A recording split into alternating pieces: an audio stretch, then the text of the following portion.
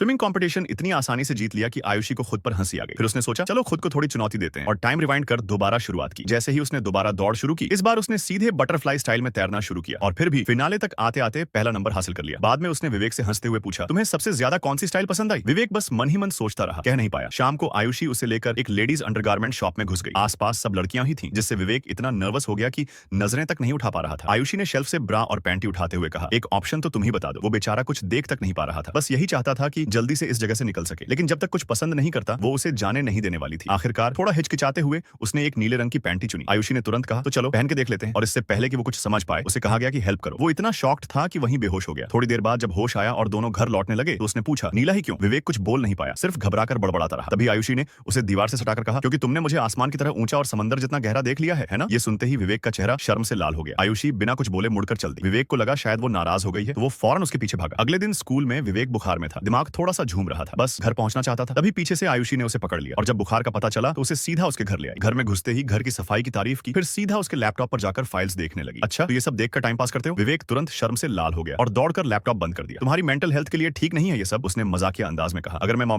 तुम्हारी special partner बनूं तो ये सब छोड़ना पड़ेगा। वो फिर बोली, मैं कुछ खाने को बना देती हूँ, और बस एप्रन पहनकर किचन में घुस गई। विवेक का दिमाग तुरंत कहीं और चला गया और उसने तुरंत कहा, रहने दो, मैं कर लूंगा। लेकिन आयुषी ने इसे चैलेंज मान लिया। उसने फिर से टाइम रिवाइंड कर दिया। जब विवेक को होश आया, टेबल पर खाना, गर्म तौलिया और सारी केयर रेडी थी। वो चुपचाप बैठा खाने लगा। सोचता रहा, इतना मुझे परेशान करती है, फिर भी इतना ख्याल क्यों रखती है? खाना खत्म होते ही वो चुपचाप उसके बर्तन उठाकर चली गई और बिना पूछे उसके बेड पर आकर लेट गई। विवेक चौंक गया, लेकिन उससे पहले कि वो कुछ कहे, उसने फिर से अपना अंडरगारमेंट उतारकर टाइम रिवाइंड चालू कर दिया। अब की बार वो पूरी तरह बेझिझक थी। उसने जाते जाते उसे एक फेस वॉश पकड़ाया, गिफ्ट है। स्क्रीन के सामने बैठे लोगों को ये सब देख जलन हो रही थी। इतना सब होने के बावजूद विवेक कैसे सो गया, ये तो वो खुद भी नहीं जानता। जब वो उठा, एक बच्चा सड़क पर दौड़ता दिखा, जिससे आयुषी को बचपन की याद आ गई। वहीं उसे याद आया कि वो और विवेक बचपन में मिले थे। शायद वही पहली मुलाकात इस रिश्ते की शुरुआत थी। तभी उसने उस गली की एक बिल्ली को कालू नाम दिया। विवेक को आयुषी का एक प्यारा सा नोट मिला, खाना रेडी है, देख लेना, आराम करो। उसका हर एक छोटा सा ख्याल, हर हरकत दिल छू जाती थी, पर वो अब तक ये समझ नहीं पाया कि वो इतना सब क्यों कर रही है।